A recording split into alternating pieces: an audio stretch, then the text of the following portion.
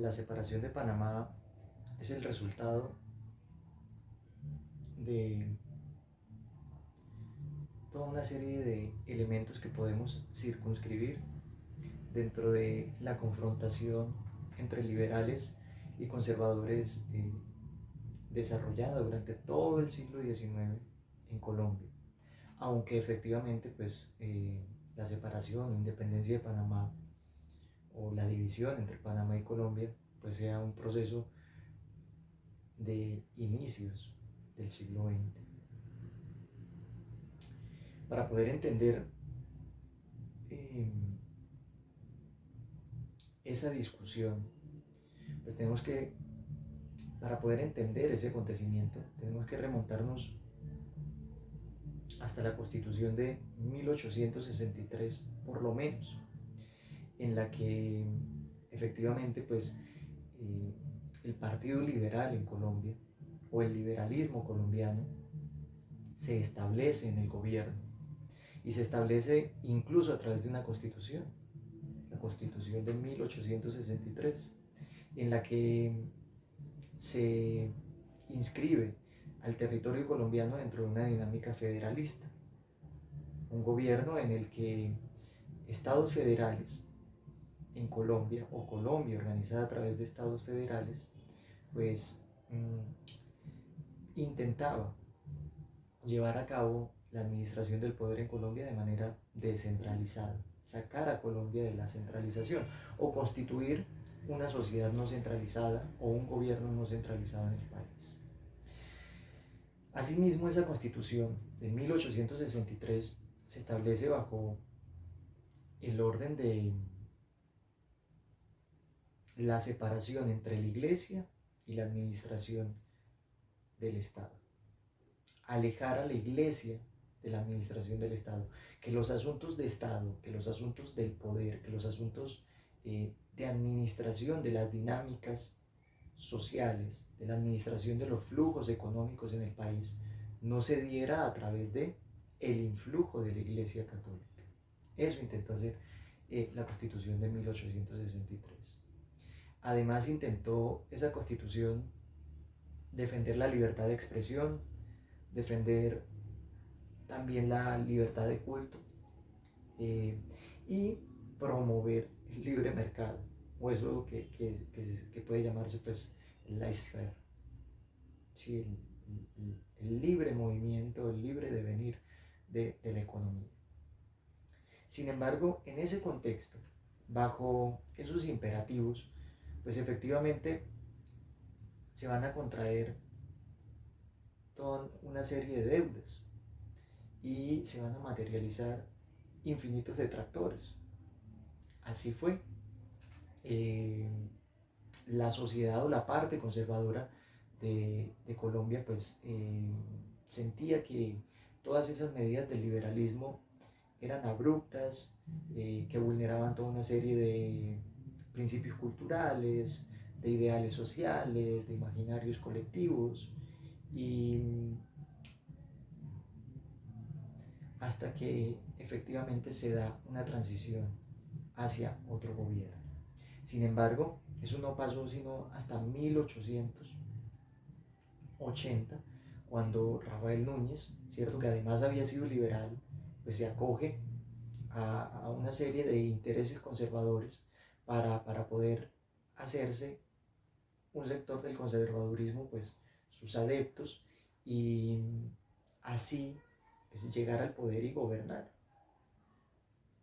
Pero antes de entrar allí, pues hay que entender que ese liberalismo que se estaba estableciendo, que se estaba intentando establecer en Colombia a partir de 1863 con la Constitución de Río Negro, parte de toda una serie de fundamentos liberales consolidados, entre otras cosas, en el siglo XVIII, hijos del liberalismo europeo,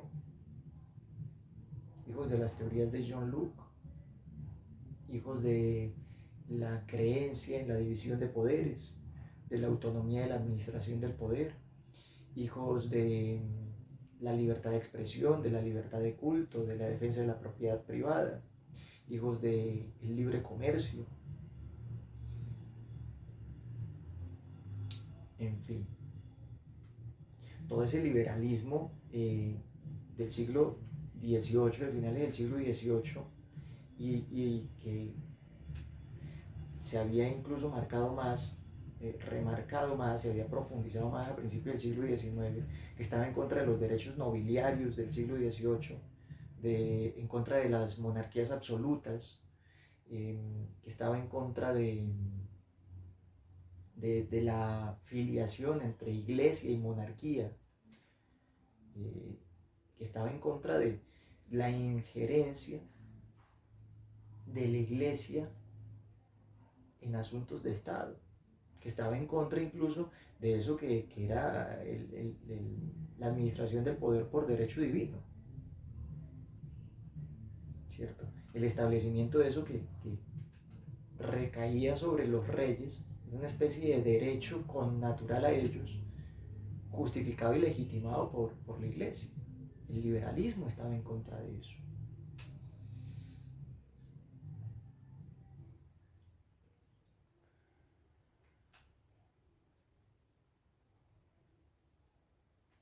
Eso que es el liberalismo enmarcado en tres principios, como lo determinaba Locke, a través de los principios de vida, libertad y propiedad, pues era defendido por el liberalismo. Hacía parte de los pilares, de los estandartes propios del liberalismo. Y efectivamente se intenta materializar en el Estado colombiano, a través incluso de ese gran proyecto y digo gran proyecto porque era un proyecto muy ambicioso, al menos, al menos, al menos intencionalmente, que era el de consolidar los Estados Unidos de Colombia, de consolidar este gobierno de manera federal, a través de la autonomía administrativa de cada uno de los estados a través de los cuales se conformó o se consolidó. Sin embargo, todo ese proyecto de los liberales, a través de una serie de pujas, se va a caer. Y se va a derrumbar definitivamente cuando Rafael Núñez va a llegar al poder en 1880. Y lo primero que va a enunciar Rafael Núñez es que Colombia debe entrar en un proceso constituyente. Debe cambiar completamente esa constitución que se había desarrollado en 1863 por una completamente diferente. Una constitución que llamaba a eso que él enunciaba como o denominaba regeneración. Rafael Núñez llega al poder en 1880 gracias al auspicio de los conservadores o de un ala del conservadurismo de la época. Y desde entrada realiza una serie de procedimientos para reconciliar a la Iglesia con el Estado y enuncia o enmarca a la Iglesia Católica como motor inherente a las lógicas de Estado. Y además, en contra de lo que la Constitución de 1863 establecía como libre mercado, Rafael Núñez establece un régimen en el que el Estado comienza a tener control sobre las dinámicas económicas. Un gobierno a través del cual se establecen toda una serie de aranceles, toda una serie de impuestos, toda una serie de medidas económicas para controlar mucho más el gobierno o la economía colombiana.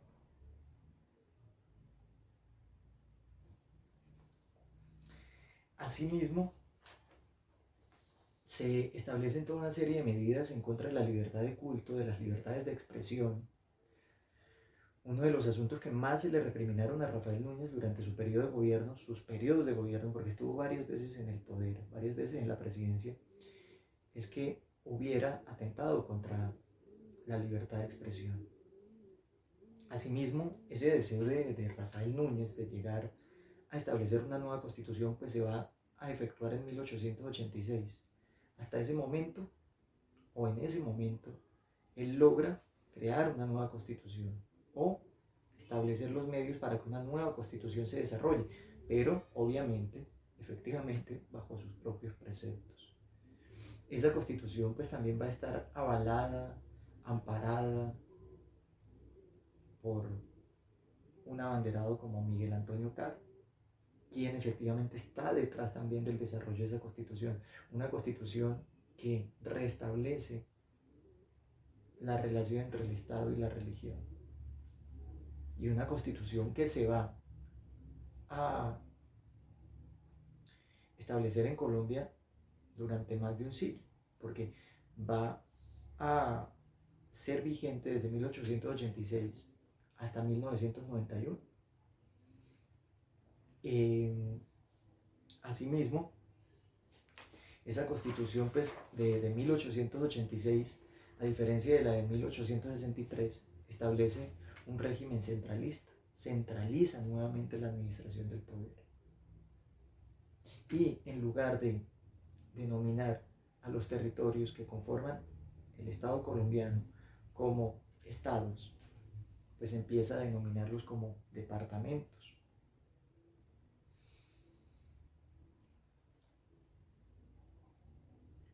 Y además dictamina que cada uno de esos departamentos va a estar regido por un gobernador que a su vez va a elegir el mismo presidente de la República. Y eso que eran los mandatos por 2 años antes de la Constitución de 1886, pues se restituye o se transforma en gobiernos de 6 años. En esa Constitución incluso se daba potestad al Estado para aplicar pena de muerte. Se aplicaba para el régimen de justicia, para el sistema de justicia colombiano o el sistema penal colombiano, la potestad para establecer penas de muerte.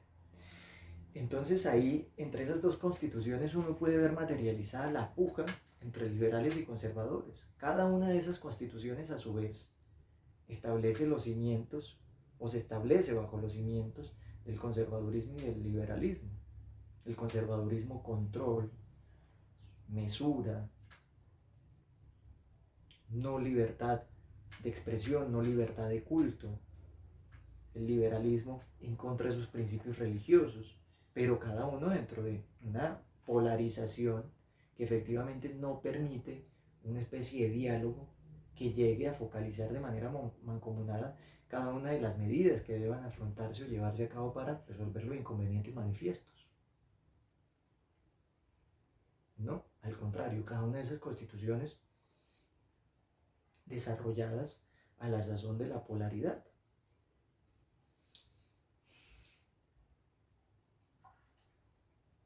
Ahora, después de esa afrenta entre liberales y conservadores se va a desarrollar esa guerra civil que mantuvo en vilo al país durante 3 años, a la que se le ha denominado Guerra de los 1000 días. Una guerra entre liberales y conservadores, debido a esos radicalismos bajo los que se desarrolló la política o la administración del poder en el país durante ese periodo de tiempo.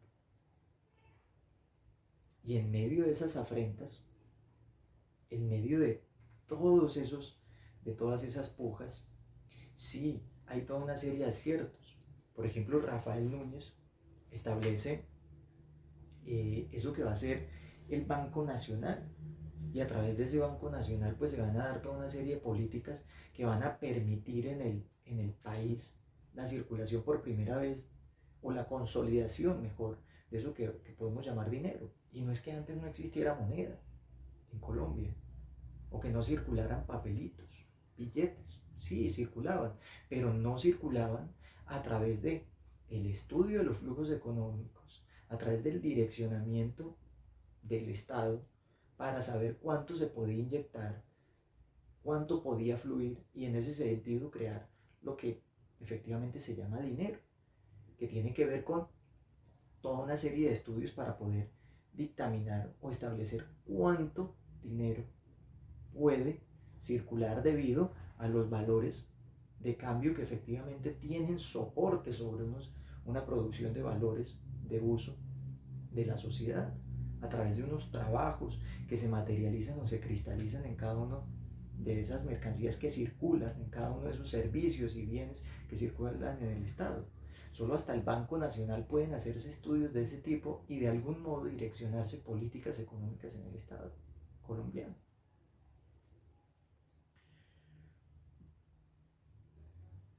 Sí, aunque pues también ese Banco Nacional haya propiciado también crisis económicas por haber producido más dinero del que podía producir, pues también efectivamente al menos hay un primer experimento para el Estado colombiano de eso que podemos llamar procesos macroeconómicos.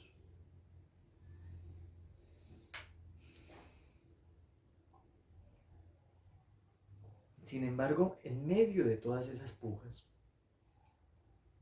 se estaba dando una especie de diálogo entre Panamá y Estados Unidos, aunque ya Colombia lo hubiera hecho, para establecer eso que es el Canal de Panamá, para establecer esa megaconstrucción que permite que el Caribe y el Pacífico se interconecten y además permite que toda una serie de mercancías circulen por allí y evitar toda una serie de eh, problemáticas geográficas que dificultarían mucho más el transporte de esas mercancías. Ya durante esa guerra de los 1000 días, ya antes de esa guerra de los 1000 días, efectivamente, pues Colombia había dado una concesión para que se estableciera un canal en Panamá con una compañía francesa, pero todo había fracasado, todo se había ido a pique. Y durante la guerra de los 1000 días vienen o se establecen nuevamente conversaciones entre Panamá y Estados Unidos para reactivar eso que era el proyecto de establecimiento de ese canal. Y en medio de todas esas peripecias que se está viviendo en Colombia, en medio de esa confrontación entre liberales y conservadores, pues Panamá empieza a separarse.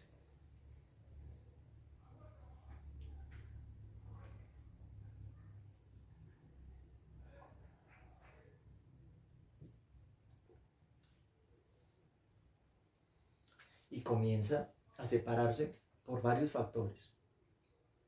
Uno tiene que ver efectivamente con el deseo del gobierno, de la administración panameña, de administrar su economía, de administrar el poder de manera autónoma y de ese modo pues, regir los destinos de su estado.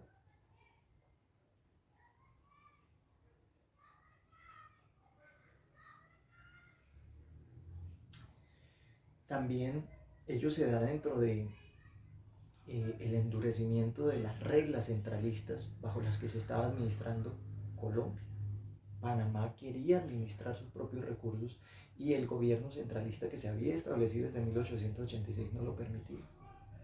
Y por otro lado, pues la intervención de Estados Unidos le da el aliento que necesitaba Panamá para separarse. Asimismo, todos los conflictos internos que vivía Colombia terminaban también repercutiendo sobre la idea de separarse de Panamá, separarse Panamá formalmente. Hasta que efectivamente se da esa separación o se da esa independencia. ¿Y por qué podemos decir separación o independencia?